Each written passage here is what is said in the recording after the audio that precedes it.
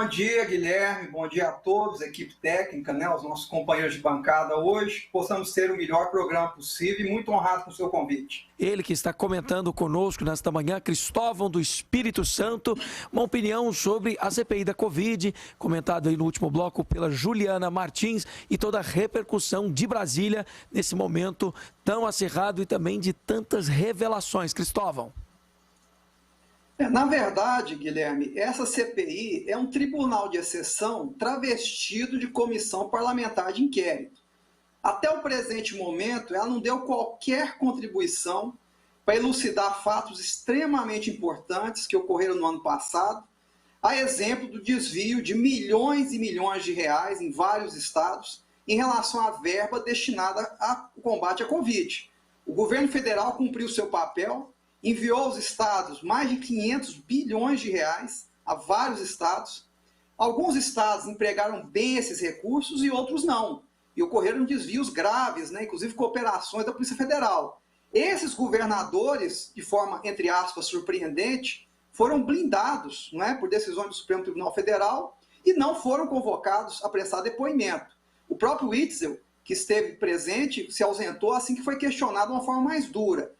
Então, na verdade, a CPI não está ali para investigar nada, ela está ali para gerar um assassinato de reputação do atual presidente, para que grupos que já estavam no poder nas últimas décadas possam retornar. O Bolsonaro é um obstáculo para que esse retorno aconteça e tem que ser removido. E essa CPI foi toda construída nesse sentido. A própria presidência dela estar na mão do Omar Aziz e a relatoria na mão de Renan Calheiros já demonstra que não dá para dar credibilidade a isso. Perfeito. E nós vamos falar aqui também algumas repercussões, mas Cristóvão, aproveito para te perguntar também sobre a questão dos preços que continuam subindo. Ontem no Mundo em Sua Casa nós noticiamos aqui o gás de cozinha, mas existe aí uma expectativa também na conta de luz e em muitos outros lugares o preço subindo. Você analisa que essa crise política, essa questão incerta que o povo brasileiro vive, tem influenciado bastante na economia? Na verdade, Guilherme, nós estamos sentindo os reflexos de uma semente que foi plantada no passado. Essa semente se chama Fique em Casa. O que ocorre quando o Estado, de modo geral, quando eu falo Estado, estou falando da União, Estados e municípios, né? Estado como ente. Quando o Estado determina que as pessoas não podem sair para trabalhar, não podem abrir o seu comércio, quem produz, não é, tanto no setor primário da economia, na agricultura, como no setor secundário, na indústria,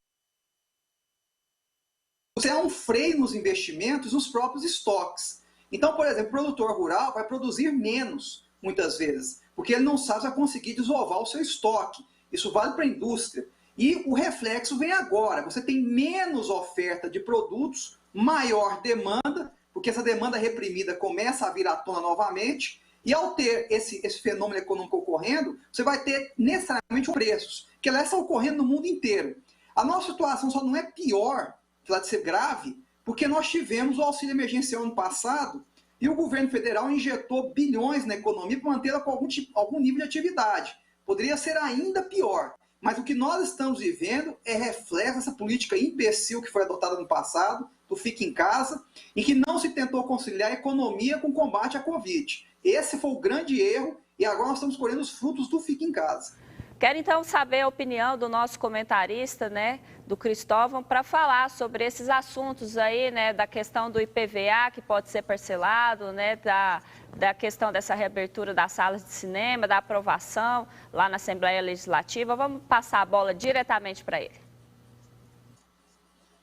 Bom, olá. Com relação à questão do IPVA, na verdade ela reflete uma dificuldade econômica que a população do Estado está enfrentando desde o ano passado.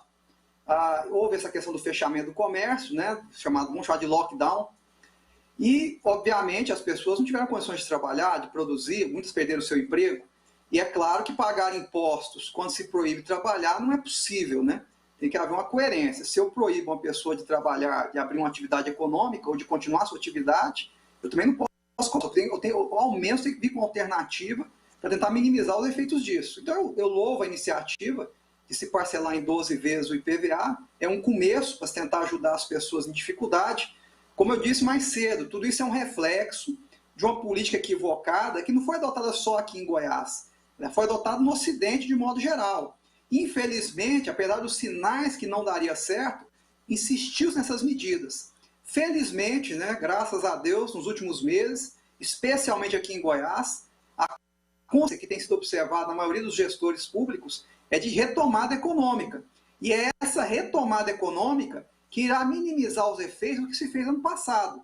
Nós vamos ter um aumento na produção novamente, vamos ter uma retomada da economia, vamos diminuir o preço das coisas, porque vai ter um aumento da oferta dos produtos, se Deus quiser. Isso vai se refletir positivamente na economia. É a chamada retomada em V, que é o que nós esperamos que aconteça. Com relação às salas de cinema, muito bem, nós seguimos eu acho... aguardando. Pois não?